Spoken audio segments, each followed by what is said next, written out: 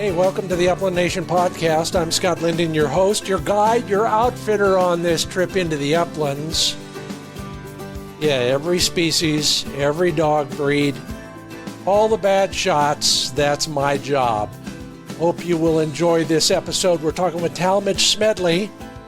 T's Doghouse is the name of his operation. He's a breeder, trainer, bird hunter. You might recognize the last name. His son is now associated with Gun Dog magazine, and Talmage also writes for that organization. We'll be learning a little bit about everything in that world from Talmage Smedly. We'll also be learning from Keith Friel. Keith is just a plain old listener with a great idea, so stick around for that. And in our Handle It segment this week, a plea from me that could save your dog's life. It's all made possible by Sage and Breaker Gun Care products, Pointer Shotguns, Mid-Valley Clays and Shooting School, TrulockChokes Tubes, MidwayUSA.com, Purina Pro Plan Sport Dog Food. Well, constantly this time of year, trying to keep weight on flick. I mentioned a while back that opening weekend, he lost 3 pounds. Well, you know how that goes. I don't feed in the morning of a hunt. And then they burn so many calories. And he hunted 4 days in a row that weekend. It's working.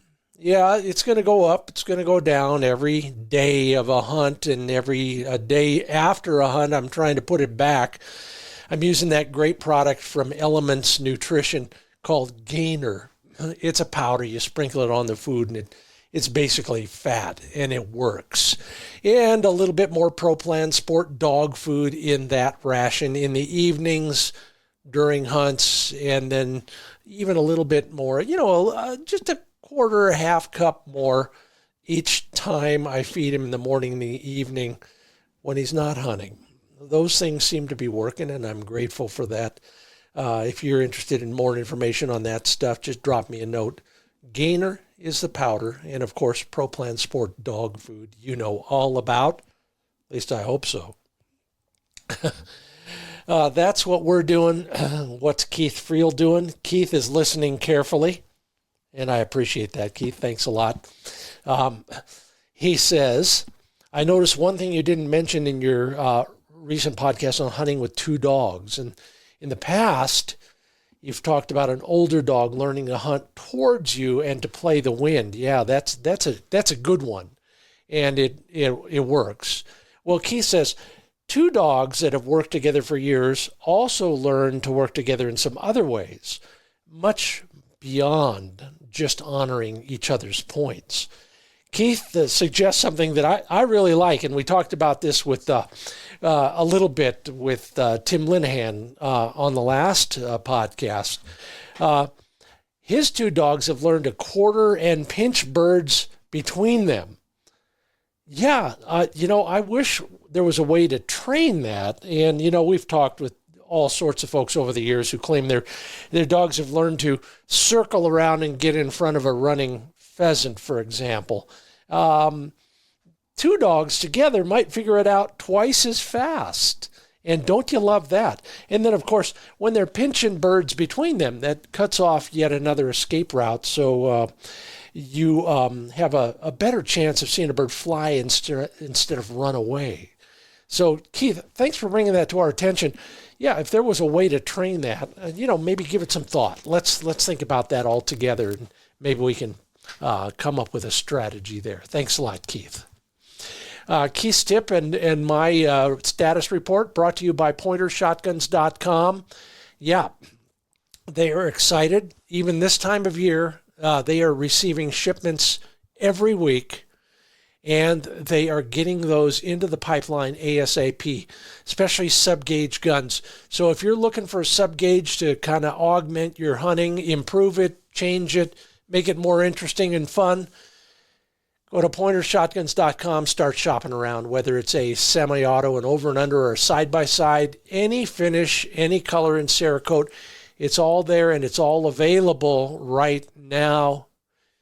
PointerShotguns.com. And speaking of available, I talk a lot about this because it's so important. At MidwayUSA.com, customer service is their number one goal. Sign up for their emails or text messaging and you'll get a 10% discount on your next order. Whether it's for ammo this time of year, yeah, I just placed another order because I'm going through it so fast, and that's a good thing. Camping gear, and of course, a constantly growing assortment of dog and bird hunting gear. Just about everything for shooting, hunting, and the outdoors at MidwayUSA.com.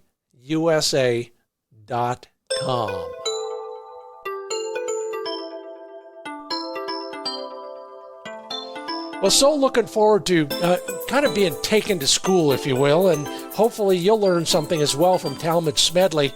Talmage is a bird dog trainer, breeder, bird hunter, and also the father of Tanner Smedly, who you might recognize from Gun Dog magazine. Well, Talmage also writes for that organization, as do I, of course, and got a lot to say when it comes to bird dogs and bird dog training. So, Talmage Smedly, welcome to the Upland Nation podcast. Thank you. I'm happy to be a part of it. When we first talked, you were just coming back from a hunt. It was a waterfowl hunt, but take us to the blind with you and tell us how that went. That was a fabulous hunt. We had a good friend of mine that took us out on the hunt, and he was doing the calling. It was his decoy spread and his blinds and all of that. He doesn't guide for a living. He's just very passionate. But we had a great time. The idea of the hunt was, what's in your backyard, and he took us to a place that is within an hour and 45 minutes of our home, and not known as a waterfowl place. And when you look around, the backdrop and everything around you doesn't make you think of a waterfowl place. But we had 3 days of limits and wonderful shooting, and it was a great time. Had a good time. It's funny you say it doesn't look like a waterfowling place. I live, maybe like you, I live on the high desert, and the birds got to stop somewhere every night. Yeah, that's right. That's right. Describe the place you were and why it was so different than what we might consider classic habitat. Well, it's actually an area that's known a lot more for its sage grouse. Yeah. A lot of sage hills, but there's a small river that runs down through it, and it creates enough habitat, enough water to attract the waterfowl. And then it's got, we were sitting. Primarily, we hunted one day on a slough area, and the other 2 days, though, we were hunting in grain pivots, large grain fields. And okay. So it supplies food and a little bit of water, and the geese and the ducks. Mostly, what we were hunting were resident birds, and sure. But there's enough water there that it attracts them. Though it's just a little strip through a very dry area. Yeah. Yeah. But it was I'll be out with the dog in the backyard overlooking sagebrush and juniper trees. And here will come a lonely, single Canada goose flying at treetop level over the desert. And I'm always struck by that. But they find something in both locations, wherever they are and wherever they're going. And good. Well, I'm glad you had a good time. I'm a little jealous. I haven't done any of that for a while, but I'm staying out of trouble in the Checker Hills. Tell me about your organization and what you're basically doing most days, most of the time. Well, I split my time actually. Half a day or a little bit more I spend with the dogs, another half a day I spend with the horses. They're both my big passions, and it's been an important thing for me to keep them both part of my life, even though it makes things pretty challenging because it is running in two different directions in a lot of ways, with traveling to horse shows and then field trials and hunting and, all the different things. It can be challenging time-wise, but I love it all, and I guess it feeds my passion. So I stay involved in both of them. You've heard it before and you'll hear it again. You're not the first dog trainer who's taken stuff he's learned from horse training and transferred it over, or vice versa. And The most notable of those is Delmar Smith, but there are many others out there who have learned to think like a horse and then transferred that over to thinking like a dog. What do you think you've learned from horses that maybe does exactly that when it comes to dog training? Really, I think they're very similar. We use different communication tools, if you will, between the two animals, but the minds work the same. In my mind, the minds of the dog, the horses, and the people work very, very similar. We're all trying to find ways to gain what we want and to avoid what we don't want, and so we move away from things that create pressures we don't like, and towards things that give us the rewards that we do like. And that so training them doesn't feel different to me, though. Like I said, the way we communicate is different. The way the minds work and they make their decisions isn't. In my mind, now I know there's been some well-known clinicians in the horse world that talked about dogs and horses being far different because one's a prey animal and one's a predator. And that, of course, is true, that one is a prey animal and one is a predator. So there are different ways they might look at situations. But when you strip down all of that and you just get down to the way they make their decisions, I find them to be very, very similar. Probably the thing that, the two things that I took from the horse industry and added into the dog industry, when I was 19 or, I guess 21, I had to kind of make the decision. I felt like what I was going to make my living at. And at that time, I thought, well, my greatest passion is the dog, so I don't want to poison that experience with the needs to make a living. So I chose to make my living on horseback while I had the dog stay as a very, very strong hobby. So, I've had dogs since I was, I think I bought my first one my first bird dog when I was 12.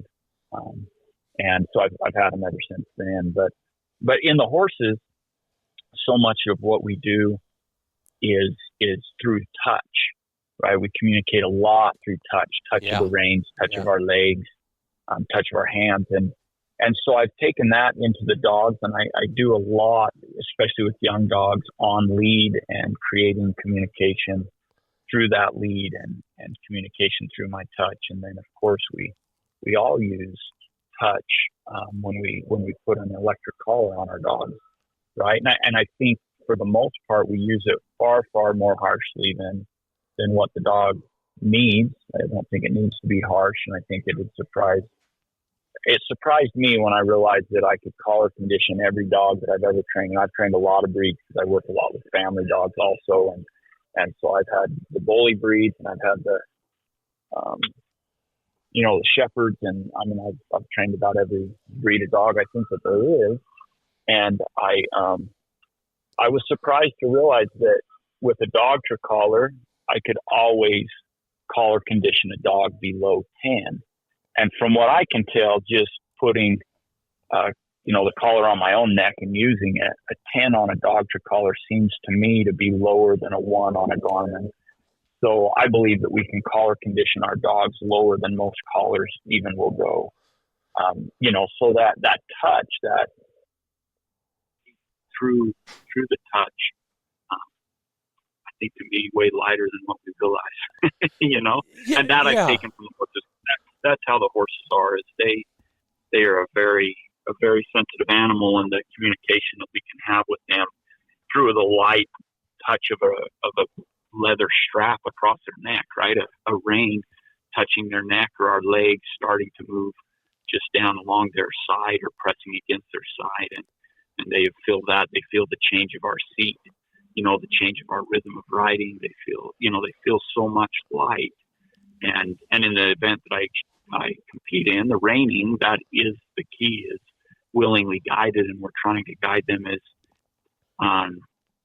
light as possible, and even where other people wouldn't perceive that we are changing anything, but we're getting a change in the horse, Well, yeah, I get it. I was in the rodeo business for a while, and I'm amazed at people who could do what you do on a horse, for example. And you used the term several times, and I want you to touch on this in a little bit more detail.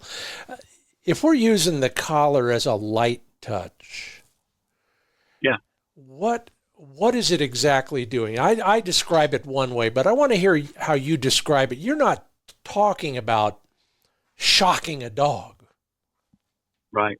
What are you? I'm talking about communicating. And when you think of the collar, if you think of the technology that we have now in collars, they're much more like a tinge unit than sticking your finger in the light socket, right? If you put the collar on your neck and you touch that at the low levels, you can do that and still talk without it changing your voice. You can do that without wincing, without dropping the collar or jumping, or, you just feel it. And if you, depending on the product, and the technology, because they're not all e-collars are definitely not all equal. Yeah. And so some are much friendlier, if you will, than other ones. And so, but if you think of that and you're just giving a cue, or you're just giving some communication that the dog can read and guide the dog's mind to whatever it is that you're trying to say to it or communicate to it.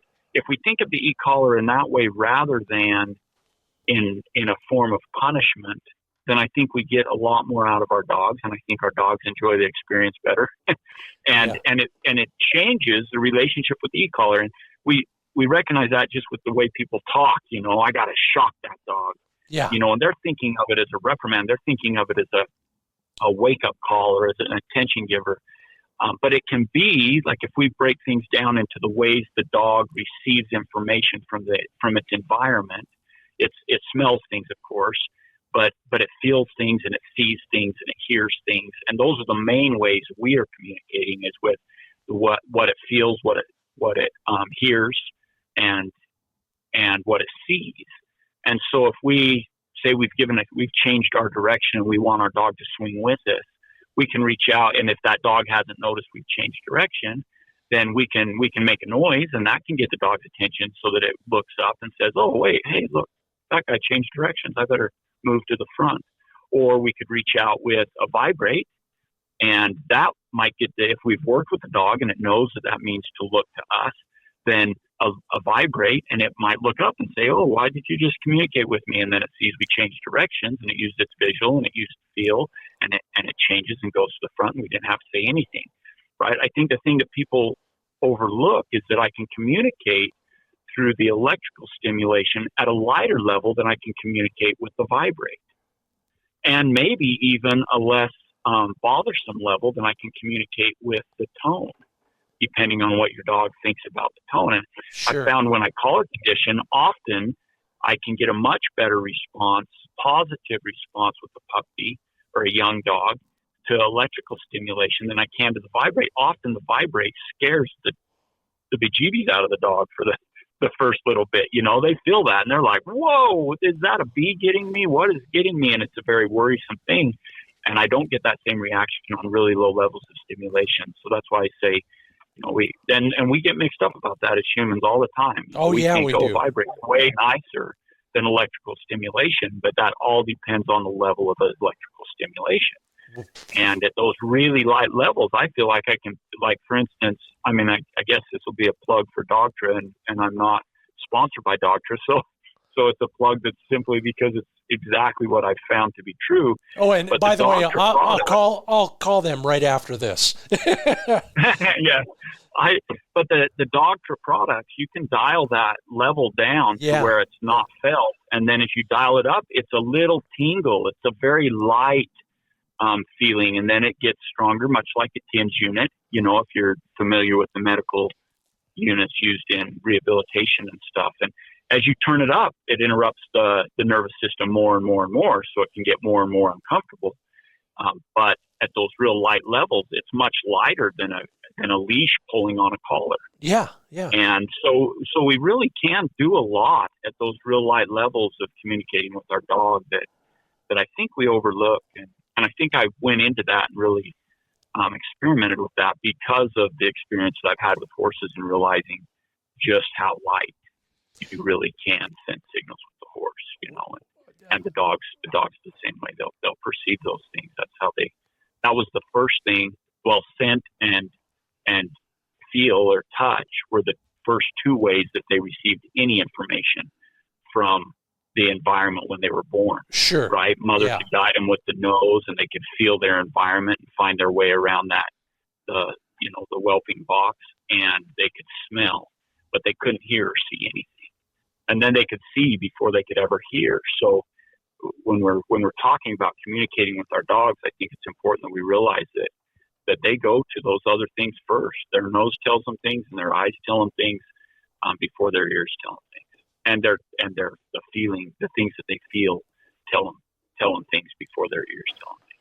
Yeah, and in fact, you probably know as well as I, and maybe you do it if you have foals every once in a while. First thing you're doing is getting down there in the stall with the foal, and touch, and obviously you're being smelled by that foal as well. Do you do the and same? If you watch a foal when it stands up and goes to nurse, and mom reaches around there, and those good mothers, they reach around there and take that foal and stick it right back there where it's going to find milk. They know how to use that nose, and then that's how they communicate with that foal going forward. You'll see them pushing and using that nose, and then pretty soon their body position starts to guide the foal, and they don't even have to touch, because the foal has just learned to read the movement of the mother, and visually is picking up on things before she even has to touch the foal. Wow. And she'll reach in there and touch it if she needs to. Yeah, it's a perfect example. And we get in there when they're babies, and when they're first born, and you can help desensitize them to that touch. So it's not a scary thing, but it's a familiar thing that they can learn to listen to. And that's exactly what I think we should be thinking when we collar condition the dog, is that we're helping that dog become something that's very unfamiliar, become familiar, and then the dog just start to learn what that is communicating to it. Got it. And we're going to talk about that in a moment. You're Talmage Smedly. I'm Scott Linden. This is the Upland Nation podcast. If you want more information on what he does and how he does it, go to tsdoghouse.com. TS is how it looks when you type it, tsdoghouse.com. Talmage, you've talked a lot about collar conditioning, and a lot of people say, oh, yeah, we should do that. I should do that next time, whatever it is. Well, give us a short course on what you mean by that and how we do it. Yeah. So if I'm going to use the electronic collar, to communicate with my dog, the first thing I need to do is get it familiar with it, and then I get the opportunity to create its opinion of it. So that's collar conditioning. Is I'm going to take the opportunity to introduce the sensation to my dog, and then tell my dog what to think about that sensation. So when I'm collar conditioning, I put the collar on the dog's neck, and I turn to a very low level. I always collar condition with the Dogtra product. I have also used the Mini Educator, and I think that they also make a fantastic product. And the reason I like those two products is they adjust very, very low. And, they're on a scale from, like, the Mini Educators from a 1 to 100, and the Dogtra's generally from 1 to 127. And so it's very, very little increments that we can make adjustments. So just like in your house, you might be comfortable at 72, you're hot at 75, you're cold at 68, and in between there's different adjustments. And that's how the e-collar is. And we want to be able to be in an area that is very, that is not upsetting to your dog. And then I just set it. I generally will just go like on my Dogtra. I've done enough of them that I'll generally start at about 8. Some of them I'll notice that I'll want to turn down to 6, and some of them I'll turn up. But I've never had to go above 10. Wow. Every dog that I've ever done is feeling it at 10. But when I start it, what I do. Sorry, I just switched off my truck to my earpiece. So you can hear me now still. Oh yeah, we're still good. Okay. So I'll put the collar on their neck, and then I set it down low, like I was saying, at about an 8, and I'll press that. And while I'm holding the button, I'll call them to me, which I've already taught them to come to me, and I've already taught them to come to me to get a treat, right? So then I'll push that button, and then I'll call them to me. If I need to use a checkcord a little bit to direct them to me, I'll do that. And when they get to me, I'll reward them. And I'm just teaching them that sensation they just felt on their neck means come and get their reward. I'll even just sit there and I'll press it and then I'll just give him a piece of food, and then I'll sit there a little while, and then I'll press it again, and I'll just give him a piece of food. And what I'm trying to create in that dog's mind is that when it feels that sensation on its neck, it should look to me to get a reward or a piece of food. And I'll continue to develop that until I can press it. I might be in the room and it's laying down over on its bed and watching TV or something, and I'll press that, and the dog will stand up and come over to me expecting a treat. And then I know that dog has realized that is a call to the party, if you will, that sensation is calling it to something that I'm going to provide for it that's good. Okay. And that's conditioning the sensation. Obviously, we're at levels that are lower than what would be considered, aversive. Yeah. Right. They're very punishment. Yeah. Correct. Well, yeah. Well, so I'm the kid in the front of the class waving his hand at the teacher now. Yeah. Okay, so I get that. So the dog understands. I get a cue. I come to the boss. Hey, and then I get a reward. Yeah. It looks to me like the challenge becomes, okay, in the field, I don't always want my dog to come to me when I use the collar, or do I? So tell me how you transfer that. Yeah, I build the base or the foundation of everything on the collar, on the neck, means come to me. Yeah. I want the beep to come to me. I want the vibrate to come to me. I want the sensation from stimulation to mean come to me. All right. Now, and I want to, at the beginning, I have it all mean come all the way into me. I transfer, and my rewards become birds, right? So when I'm working with a puppy, I'll get to where I'm pushing that button, and he turns and looks to me, and I'll call him on in. And when he gets in, I'll throw a pigeon and let him chase it. And pretty soon he's coming in and saying, where's that bird I can chase, right? So we change the rewards, but I always want that to say, come to me. And then when I'm out working, if I say I want to transfer, and I want to say a beep means change direction and go to the front, right? So I might be using the beep to turn the dog. Okay. So if I want to do that, I'm going to press the beep. The dog's going to turn to come to me, but now I'm going to direct it to where I want it to go. So I'll take what was a return to me, because that's how I've created the connection to me. Mm-hmm. So when I press that dog's going to turn and get both eyes on me, head my direction. But I don't have to let him finish that move to me.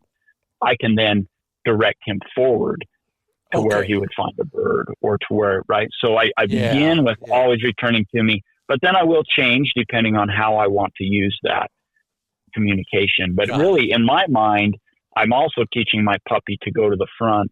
So the direction I'm walking, the puppy knows that it should try to hit 12 o'clock in front of me. Sure. And so when I push that and it turns and looks at me, if I turn and start walking, automatically that dog knows I can head up there. And then I use a whistle that tells them to move forward, or that's what I release them with at the start. Mm-hmm. And, those things. So they know that whistle means move on up there and hunt. So it becomes easy for me to change and say, okay, you felt the stimulation, you turned to look at me, and now I gave you another command through the visual line of communication that we're headed that way, and you can move to the front. And then pretty soon they just pick up that it means to check with me, but it doesn't necessarily mean to come all the way back in. And that'll just transfer as I hunt the dog in it, and it'll just adjust to those things. Got it. So I start with the basis of return to me, but then, of course, we reshape that as we move forward, and the dog learns more. Yeah. So ultimately, you're conditioning that dog to pay attention to you when he receives whatever the cue is. Yeah. Yep. And I get it, and it makes all the sense in the world. It's funny. I talk about cues in a different way. I talk about poker players have tells, and so do dogs. And if we know what the dog's tells are, we can use those to our advantage. Yeah. They're ready to take a command, or they're ready to learn something, whatever it is. That's fascinating. And you use the whole gamut. You have a repertoire on that collar, and I love to hear that, because I've just done that in the last 3 or 4 years. Give us an example of what you use some of the other things for, tone or beep, if you have a beep, or vibrate. They all have a use, don't they? Yeah. And not all collars, the reason I do all three is because different collars I have, like for instance, the dog Triz, when I'm using them, they have a vibrate. Yeah. The Garmins that I use have a tone, but they don't have a vibrate. Yeah. So, that's why I build all three. I like when they get comfortable with all of them, then I'll use any one I feel like I need. Mm-hmm. But a lot of guys that I've trained dogs with, they have a different way or that I've trained for, they have a different way than I have, right? So being a horseback guy, I have my way of communicating with the dog out there, but a foot hunter, they might have a different way that they want to communicate. And so that's why I create all of them in that base. And then it's easy for somebody to say, well, I want to use vibrate to be return all the way to me. And I want to use my beep to mean look up and change direction, and so then it's easy for them to put those in the way that they want to use them, Great. Well, we're just getting warmed up around here at the Upland Nation podcast. I'm Scott Linden. That's Talmage Smedly. We'll need to talk a little bit more horse afterwards. I need to get my fix of equine, whatever. We'll have a quick break here, and then we'll be back with more after this. So, Talmage, hang on. Everybody else, give me your rapt attention. That part of the program brought to you by HiVizSites.com, HIVIZ sites.com. You talk about changing behavior or influencing behavior. Well, mine has been influenced dramatically using these patented interlocking light pipes from HiViz Sites. I cannot tell you how much better I'm shooting now that my subconscious knows where the muzzle is as I'm looking at those chuckers flying away from me. It's a subtle thing, much like what we're discussing during the podcast today. Very, subtle signals that need to be processed in parallel, and that's the point. Watch the video at HiVizSites.com. You'll see what I mean. Literally, HiVizSites.com. Yeah, and I clean the HiViz site as well as the rest of my shotgun with products from sageandbreaker.com. Lots of new stuff coming down the pipeline. If you want first word on those, sign up for the mailing list. And then soon, I predict a sale. And you'll get notice before everybody else if you sign up at the mailing list. Sage and Breaker makes high-quality gun cleaning products and accessories, including cases and the things you need if you're traveling or storing your shotgun. Watch the videos. You'll learn something for sure about how to take better care of your shotgun. It's all at sageandbreaker.com.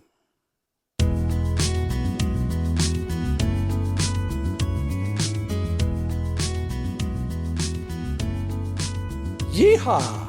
Talmage Smedly on the other end of the line. I'm Scott Linden. This is the Upland Nation podcast, and I say that because I don't miss not having them, but I do miss having them. Of course, I was only, Talmage, the hay management coordinator at our stable. I got to fork it in and shovel it out after it was processed through the gut of a horse. What do you... tell us, just for fun, because some people don't know what this is all about, what's a reining horse doing and why? The why is because we asked it to, and because they're just very kind to go along with us, I think. But a reining horse is, or reining, the event of reining is an event where it judges the rider's ability to communicate. It's a Western event that judges the rider's ability to communicate with their horse. When you show in a reining show, you're given a pattern, and in that pattern, you perform large, fast circles at high speed, and then you slow down and a little small, slow circle. You do that both ways, and you have lead changes where you change the lead of the horse or which foot is striking the farthest forward, and then you also do spins where the horse pivots on its back legs and spins around the back legs with its front legs. And sliding stops, which are probably the most exciting part of it, where you run at speed and say whoa to the horse, and the horse slides on its hind legs in the dirt. And I believe from my experience that the horses really do enjoy the event with the people and doing the things that we do with them. But yeah, so that's in a nutshell, that's what reining is. It shows the rider's ability to communicate with the horse. So I think it developed because, ranchers and cowboys would want to get together and compete and show off the things that they were able to do with their horse. And from that developed the event of reining. And it is exciting. Been there, done that. One of the bigger challenges for the handler, if I could call it that, the rider, is staying on top. Right. Which I've experienced both ends of. But lots of fun and lots of insights there. You've talked a little bit about how subtle your signals, your cues can be when you're getting a horse to do any of those things, or simply, transitioning from a walk to a lope to a gallop to whatever. Correct. Yeah. With a dog on a leash, that might be the most parallel we can get to a horse with reins and a saddle and stirrups and boots and maybe some jingle bobs on the ends. What can we do with our leash and a collar that maybe we're doing too much of or not enough of? I think for the most part, the leash and the collar, the check cord and the collar is used to restrain the dog, right? To keep the dog from leaving and to guide the dog to where we're trying to go. For us that are training bird dogs, you'll have a check cord and you might use that as a steering wheel to help guide the dog into the scent cone or to help, the dog learn to turn or the things that you're trying to teach the dog. But in general, what I see is a leash and a collar and the dog, that's just to restrain a dog. But a dog doesn't, believe it or not, doesn't love the tension on its neck. When we see people walk a dog down the street and it's dragging them and they say, well, it just likes to pull. If they were to drive a stake in the ground and hook that dog to that stake, it wouldn't be long before that dog was no longer pulling. Yeah. Right. It wouldn't just sit there and pull all day because that's what it enjoyed. It would back up and get closer to the pole so that the tension wasn't on its neck. But a dog can get the idea of that's how it signals its owner. And so if it wants to go on a walk around the block, it's got to drag this owner along with it. And so it believes that that's how it's going to move forward, is to lean into that collar and take that owner. And same thing moving to a bird, right? We check cord the dog into the bird, and the dog believes that if it leans into that collar, it can move up in that scent cone, or it can move forward to get to find the bird. And so we're restraining the dog in our mind, and in the dog's mind, it might be thinking it's taking you to the place that it wants to go. It's helping signal you to go there. That is, number one, funny, and number two, way too common than it should be. So give me the opposite. So how do you train the dog? What you're saying is dog on a check cord moving into the scent cone has decided he's trained the human to come along with him as he tries to get closer and closer. How do we stop that? Well, I think it starts when they're a little puppy in our video library. Great. So, at T's Dog House, they'd be able to see that they could sign up for the video library. And then there's, I think we're up to around 200 videos that deal with just home stuff, and then also training the dogs out in the field. And when they're little puppies, we go through a course called Shaping the Mind. And that's where we teach them how to follow direction through our 3 lines of communication. These are the 3 principal ways that a dog gains information from humans to know the things that it needs to do. And that's through the physical, the visual, and the verbal.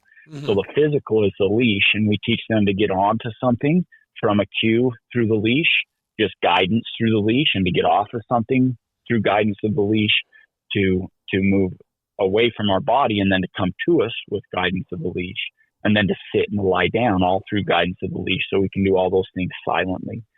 And we teach that to the young puppy using luring.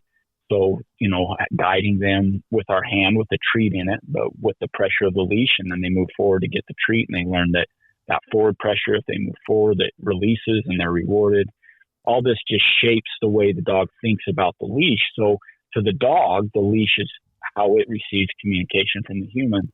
And then if we can get the human not to take the slack out of the leash all the time and keep tension there, then that dog will learn that when it's within the length of that leash, that the leash will be loose, and it'll learn to move with the human dictated by the length of the leash, but staying within the length of that leash so that the leash can be loose or even dragging on the ground, and it's just moving with the human.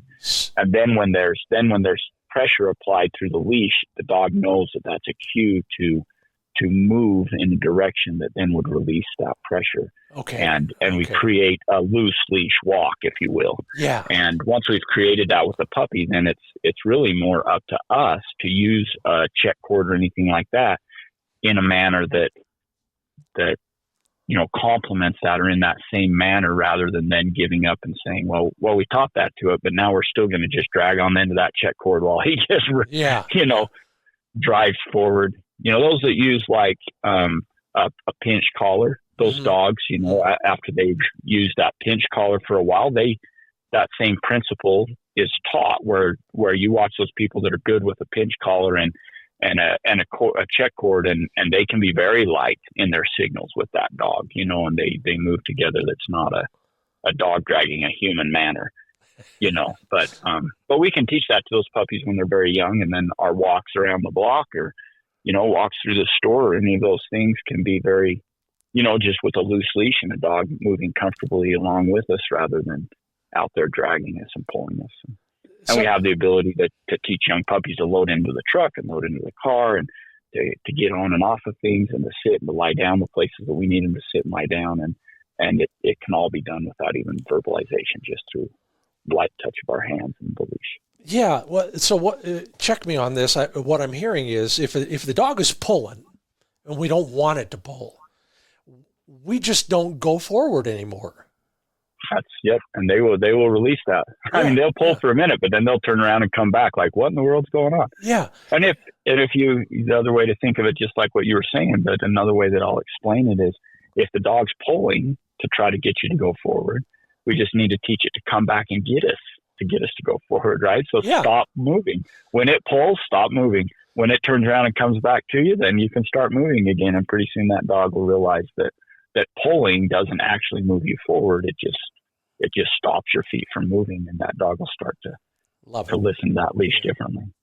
The reason I originally called you is because you wrote a piece in Gun Dog Magazine that I thought was intriguing for a bunch of reasons. You talked about two kinds of, quote, punishment, unquote.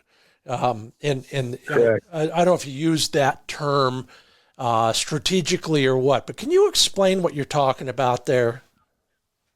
Well, the scientific world of dog training has taken a bunch of, they've created a lot of definitions and words that they use that the common person just might not understand, and positive punishment is one of those. And that's often a brain twister for somebody, because they're like, positive punishment? Because we think of positive, generally the human, the group of humans, we think of positive as being good and negative as being bad.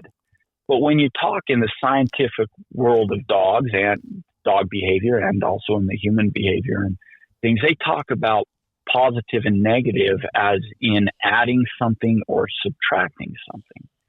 And so that can get real confusing for people when you're trying to just talk to them and help them with their communication with their dog, because they're hearing positive and punishment doesn't sound good, but positive in their mind was going to mean something good. And so, my purpose in the article is to help illustrate that dogs and humans both, and horses, like we talked about earlier, they're always trying to add things that they want and get rid of the things that they don't want. Yeah. Right. So if there's something that happens if there's something that happens and it changes my behavior to stop that thing from happening, then the scientific world would say, that's a negative punishment. He changed his behavior to make that thing go away or to remove something from his environment. All right. And if I did something to get something to happen, then they might say that was, a positive punishment. He changed his behavior to bring that into his environment. And so that's what they're talking about when they're saying positive, negative punishment. And, in the article, then I talked about two different forms of it to help people understand that even when we're talking about punishment, we're not necessarily talking about something bad. It might be something that is actually teaching the dog something that's going to save its life in the future, right? It's a good thing for the dog to learn. And it's 100% part of every living, breathing animal's world. Humans, dogs, horses, cats, everybody. The environment communicates to us when we do things that bring a result that we don't want. It changes our behavior. And when we do things that brings us a result we do want, it changes our behavior.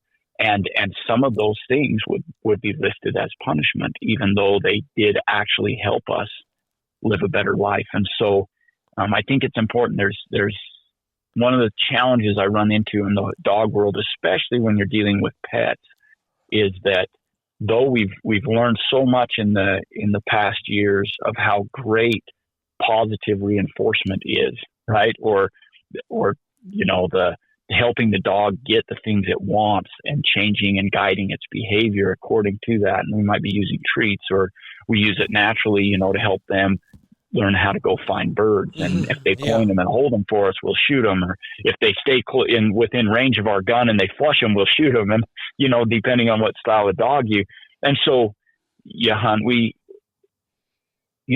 using those things and seeing those things, but the dog world has talked a lot about what they would refer to as purely positive training. Yes. And it's created this idea in people's minds that maybe there's no reason for any adverse type of training, or that we're going to cleanse this dog's world of anything that might be undesirable. And that world doesn't exist. What we're doing is we're taking ourselves out of part of that communication, but the rest of the world that dog is dealing with is communicating that. The dog is always going to be using both sides of its mind.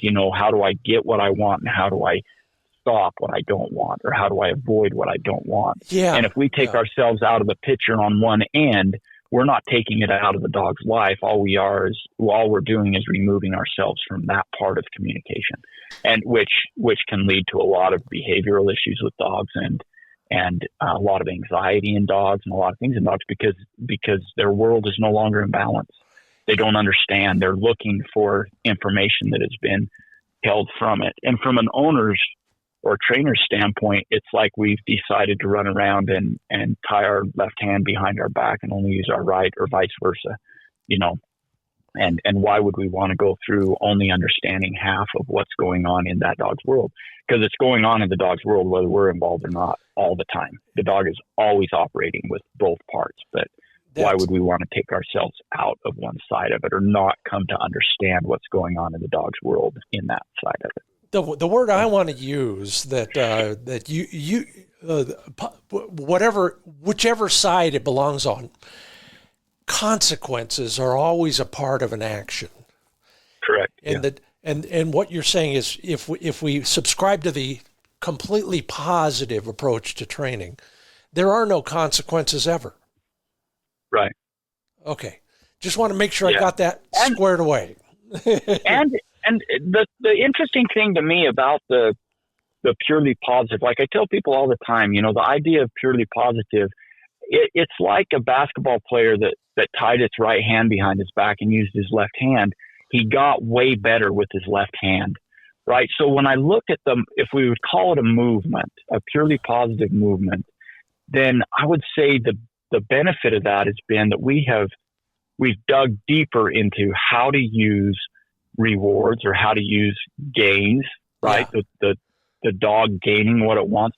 How can we use that to shape behavior? And it's powerful and it's wonderful. And I'm thrilled that we've moved strongly that direction, because that has also helped us reduce how much we would need to use any kind of aversive type training, right? And so that's been a great that's been a great thing. But on the reverse side of that, then sometimes people get the idea that they don't have to also tell their dog. For instance, if a dog's chewing on a table leg, and we say, "Oh, here's a chew toy. Why don't you chew on the chew toy?" And we redirect the dog to the chew toy. That's a great way to help shape behavior. And that dog chews on the chew toy, and the dog's need for having something to chew on is being fulfilled, and our need of keeping our furniture nice is being fulfilled, and that's a great thing. But some dogs are going to leave that situation saying, well, it looks like I have a chair leg or a table leg to chew on and also a chew toy to chew on, right? And so somehow, if we're going to have a happy life with that dog and that dog's going to have a permanent place in our home, that dog needs to find out that the table leg, in fact, is not one of its options, right? So something has to happen for that dog to say, actually, I'm going to chew on the chew toy, but I'm never going to chew on the table leg, right? And so if we're trying to think in only positive and we say, yeah, but I will never say no to my dog, or I will never create negative markers for my dog or ways to tell my dog that I don't approve of something or that something's not okay, because I'm only going to, to redirect the dog to the good thing, then there are dogs that all of a sudden don't have a permanent home because the owner was unwilling to give that dog the rest of the communication that it needed.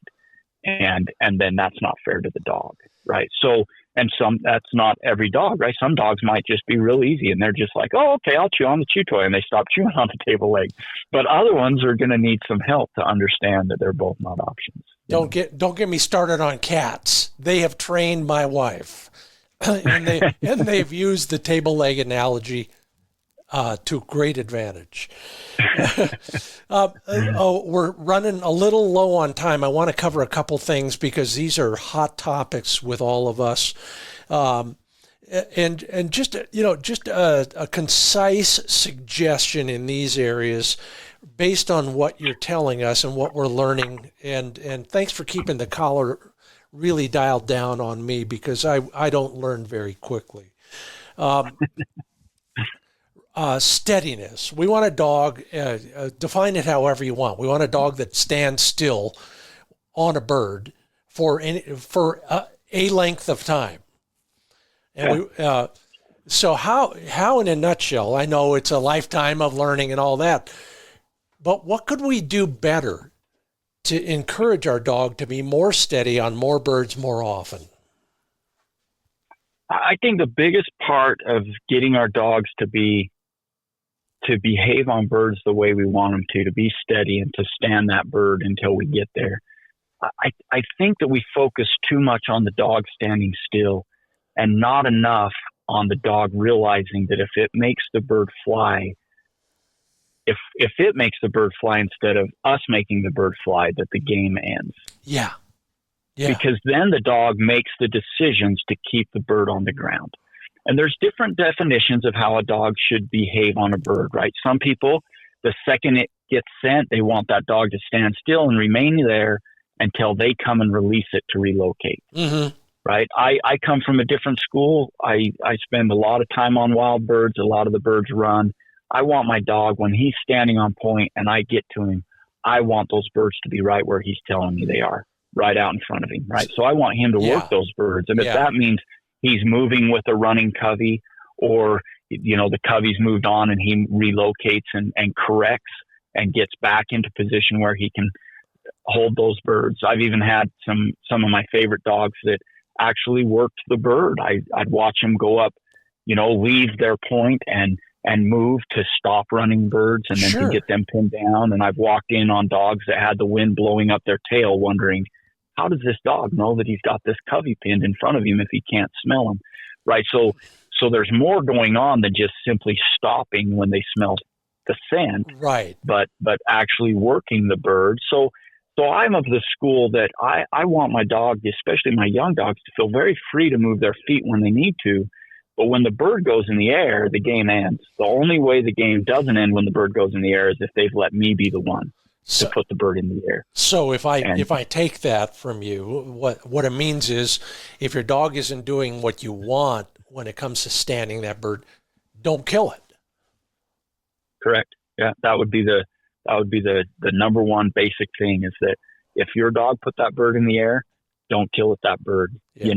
And then we could talk about helping take the chase away from the dog, where the dog no longer sees the value of the chase. All dogs do this anyway. If you just ran that dog and you shot every bird it pointed for you, and you didn't shoot any of the birds that didn't point, eventually that dog's going to say, bag chasing, I'm going to point it so that he'll shoot it, because chasing is not working to get me the bird like if he shoots it. Right. And so the dog's going to naturally, over the course of years, figure that out if we just ran on that one rule that you just gave. Yeah. But we can do things to help speed that up, I think, by creating ways to stop, or to stop that dog from chasing, so that it realizes, I put those birds up and my fun ended, and shifting the balance so the dog thinks the greatest experience it can have out there in the field is pointing the bird.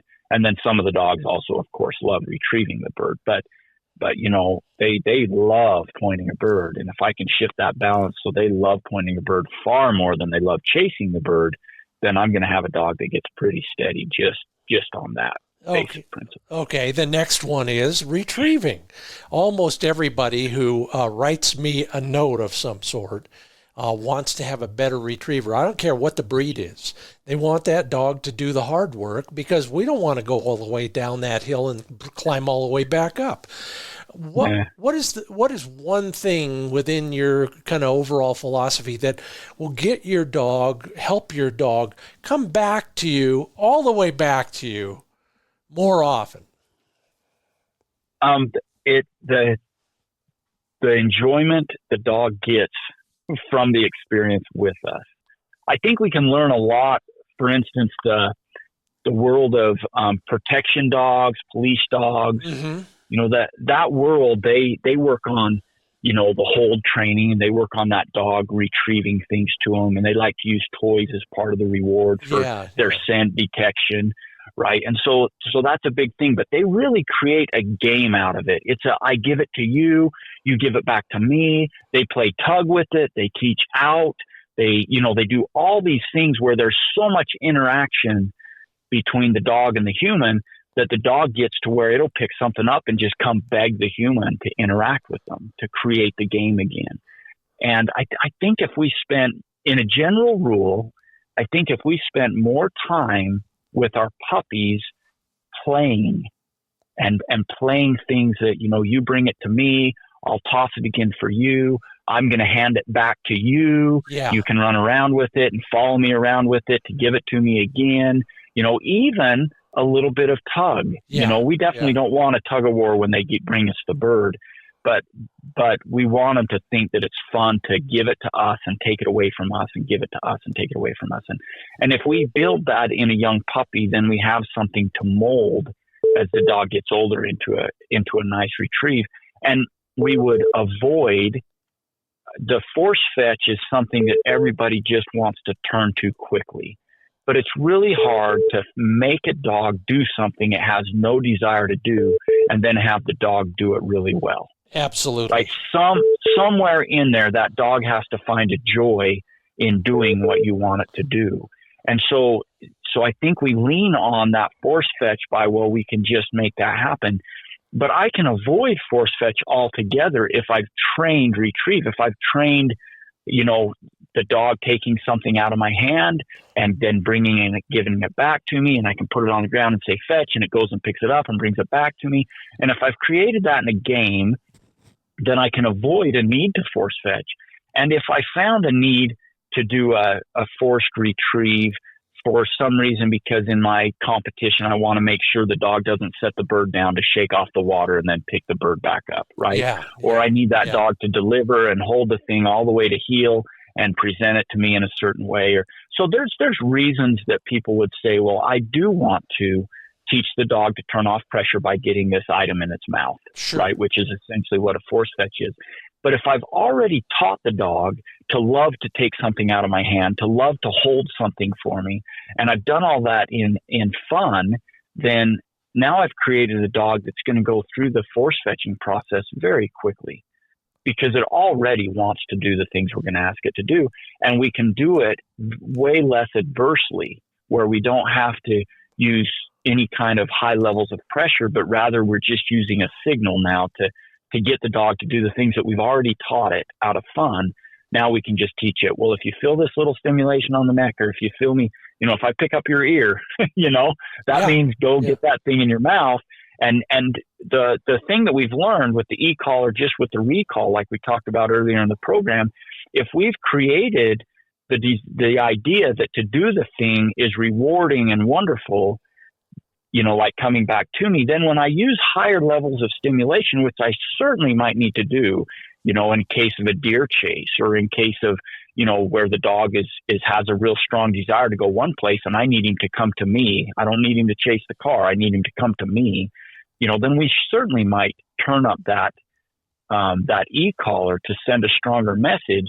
But the dog's mind knows that if it does turn and come to me, that it's coming to a party, right? And the same thing happens with the retrieve. If we've already taught it to love the game, we've already taught it to take the items out of our hand or to go pick it up off the ground and bring it back to us, and that this is rewarding and fun. And then we, with low levels of communication, with signals, we teach it to do it with those physical signals. Then with enough repetitions, then that dog, as those signals get stronger and stronger, that dog's going to go stronger and stronger to do the things that we've taught it to do. We avoid I think we can avoid how much adverse pressure we need to put on the dog, and decrease the amount the dog needs to feel. And when we do need to put that on, I think we send a stronger message and we avoid having to do it more often. Does that make sense? Instead of being in a situation where we create a lot of hard pressure to drive it to the dummy until it gets the idea, instead we already taught it the idea without adversive pressure.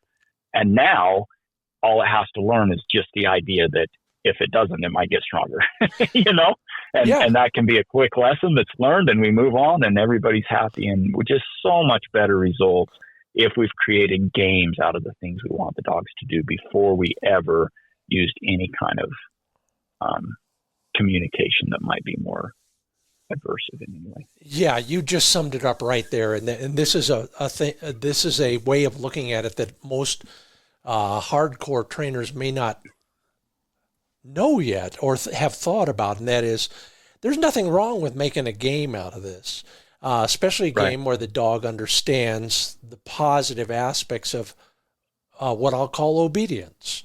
I joke about it all the time. I wrote about it in a book way back. Why would a dog bring something back to you if the first thing that happens when he gets there is you take it away and put it in your vest? Right. Yeah. Okay, just think about that once in a while and you get it. Yeah, Talmage, you said it way more eloquently than me, but the basic idea is right there, and it works. Man, we could be talking the rest of the day, but you probably got horses to feed or dogs to train or all of the above and more. So I'm going to turn you loose. Talmage Smedly, T's Doghouse is the name of his organization. tsdoghouse.com is the easiest way to find that. Trainer, breeder, bird hunter. We hardly talk bird hunting except for your duck story, but we'll do that on the next one. In the meanwhile, I've learned a lot. I'm sure everybody else has as well. Thanks so much for being part of the Upland Nation podcast. You bet. I had a great time. Thanks for having me on. Take care now. And we've still got, speaking of this kind of thing, I've just, I had a flash. It's come from probably the last 4 hunting trips I've made that might just help save your dog's life. Nothing earth-shattering, but I'll just get it off my chest in just a moment in the Handle It segment. But first, we're brought to you in part by TrulockChokes.com. State-of-the-art CNC equipment. American steel, produced in an American factory right there in Wiggum, Georgia. TrulockChokes.com. TruLock. TrulockChokes.com. Lifetime warranty, satisfaction guarantee.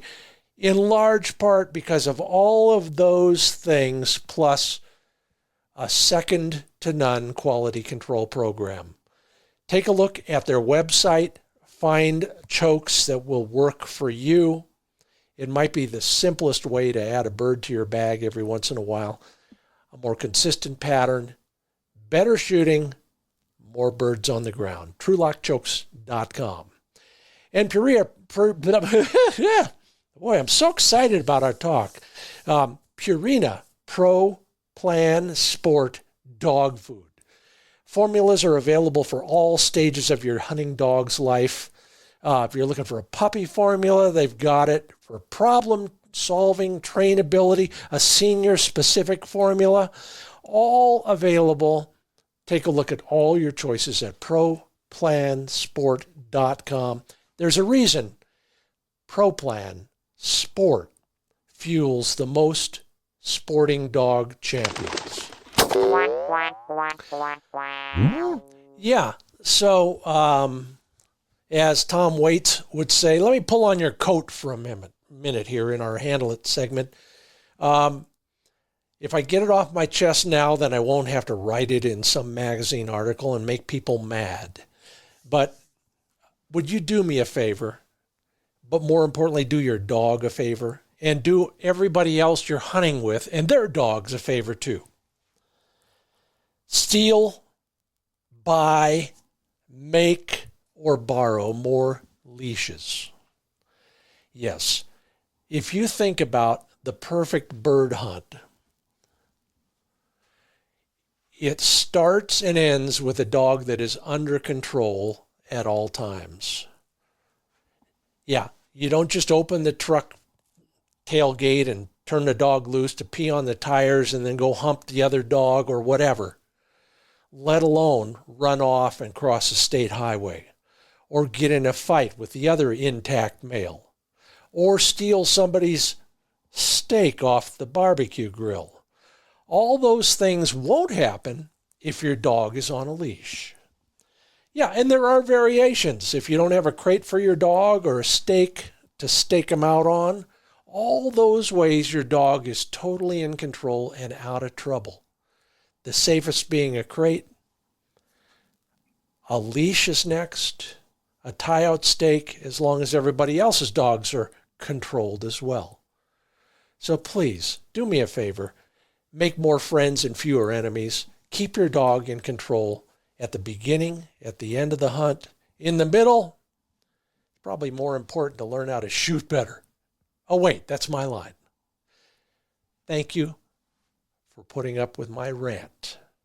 That's the Handle It segment today, brought to you by MidValleyClays.com. Yeah, if you're looking for a sub-gauge gun, and I talk a lot about them, I'm a big believer. Call Dave Fiedler at MidValleyClays.com. He can guide you through the process. What gauge? For what uses? How far away are most of the birds? You shooting with a flushing dog or a pointing dog? Or maybe both in my case. Same dog. Dave's got thoughts on that because he's a bird hunter, a shooting instructor, and a shotgun guru. Learn more. Start your shotgun search at MidValleyClays.com. Whew. Yeah, I got to digest all that information from Talmage Smedly. Thank you so much, Talmage, for being part of the Upland Nation podcast. If you too want to learn more about what he's doing, go to tsdoghouse.com, tsdoghouse.com. Yeah, or come back here. We'll do it again very soon. Thank you if you've made a review on your website, whether it's Apple Podcasts or anywhere else. Wherever you get your podcast, please leave a review. Sure appreciate that. And appreciate the support of all of our sponsors. SageandBreaker.com, Purina Pro Plan Sport, Dog Food, MidValleyClays.com, TrulockChokes.com, MidwayUSA.com, Pointer Shotguns, and High-Vis Shooting Systems. We're talking every day at the social media sites. I'm asking questions, you're giving answers, and vice versa. Hope to talk with you there and hope to run into you in the field very soon. Have a great season. I'm Scott Linden. Thanks for listening to the Upland Nation Podcasts.